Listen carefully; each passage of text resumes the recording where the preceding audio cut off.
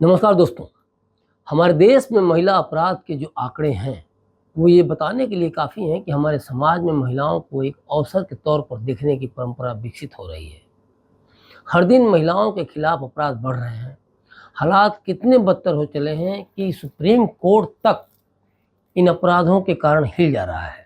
और यही कारण है कि कोलकाता में 31 साल की जिस ट्रेनिंग डॉक्टर से रेप के बाद हत्या हुई, उसमें सुप्रीम कोर्ट ने स्वतः संज्ञान लिया है और पूरे मामले में कोर्ट सख्त रुख अपनाते हुए ममता सरकार से कई तीखे सवाल किए हैं। कोर्ट ने प्रिंसिपल के रवैये पर भी सवाल उठाया है।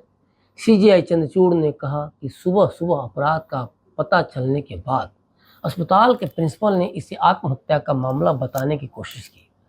माता पिता को कुछ घंटों तक शव देखने की अनुमति नहीं दी गई। सीजीआई चंद्रचूड़ ने यह भी पूछा कि आरजी कर अस्पताल से इस्तीफा देने के बाद प्रिंसिपल को दूसरे अस्पताल का प्रभार क्यों दिया गया। सीजीआई चंद्रचूड़ ने बेहद तल्ख लहजे में कहा कि पुलिस ने क्राइम सीन को प्रोटेक्ट क्यों नहीं किया। कैसे हजारों लोग आरजी कर अस्पताल के अंदर दाखिल हो गए। 7,000 लोगों की भीड़ को अंदर क्यों आने दिया गया। अब ये समझने वाली बात है कि कोर्ट इस मामले को लेकर कितना चिंतित है और कोर्ट के ये सवाल से साफ पता चल रहा है कि उसकी चिंता इस बात को लेकर है कि पहले घटना घटी और उसके बाद क्राइम सीन के साथ जो किया गया वो पूरी तरह से गलत मंशा के साथ किया गया। क्योंकि एक सामान्य आदमी को भी इसका एहसास है कि जब किसी जगह पर घटना घटती है तो सबसे पहले उसे घेर दिया जाता है या फिर किसी की आवाजाही वहाँ रोक दी जाती है ताकि जांच सही दिशा में आगे बढ़ सके।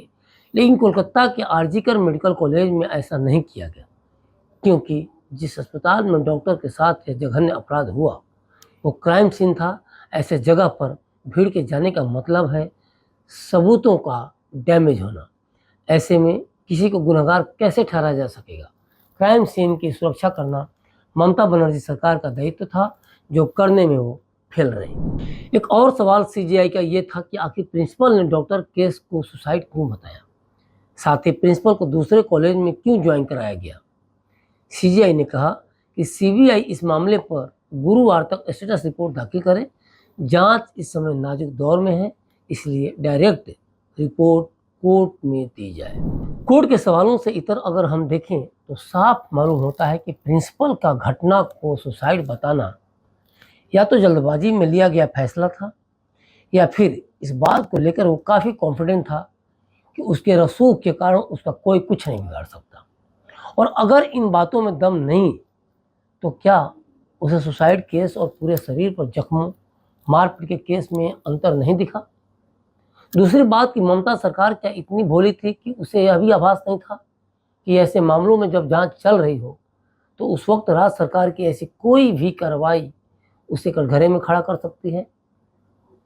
ममता सरकार को ऐसा काम कतई नहीं करना चाहिए था। यह राज्य सरकार की मंशा को लेकर संदेह पैदा करता है, जो कोर्ट में उसके खिलाफ जा सकती है। सुप्रीम कोर्ट की बेंच ने एफआईआर की टाइमिंग पर भी सवाल उठाए।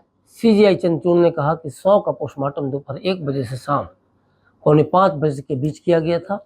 शव को अंतिम संस्कार के लिए रात करीब 8:30 बजे माता पिता को सौंप दिया गया था। हालांकि एफआईआर रात 11:15 बजे ही दर्ज की गई।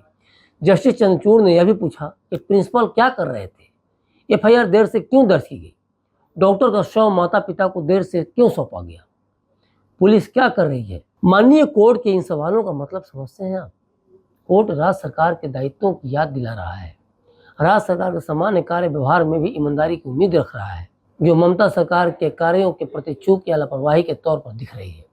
ये तो राज्य सरकार का फर्ज है कि अगर कोई मर्डर या आपराधिक मामला हुआ है तो राज्य पुलिस को फौरन एफआईआर दर्ज करना अनिवार्य है, क्योंकि अगर ऐसे मामलों में एफआईआर देर से दर्ज होती है तो सबूतों से छेड़छाड़ करना आसान हो जाता है और फिर जब सबूत ही नहीं रहेंगे तो कोर्ट में आप क्या प्रस्तुत करेंगे। और ये तो उसी कंडीशन में किया जा सकता है जब नीयत में खोट हो। 14 अगस्त को अस्पताल में हुई तोड़फोड़ की घटनाओं पर भी सुप्रीम कोर्ट ने राज्य से सवाल पूछे। सीजीआई चंद्रचूड़ ने कहा कि अस्पताल पर भीड़ ने हमला किया, महत्वपूर्ण सुविधाएं क्षतिग्रस्त कर दी गई। पुलिस क्या कर रही थी।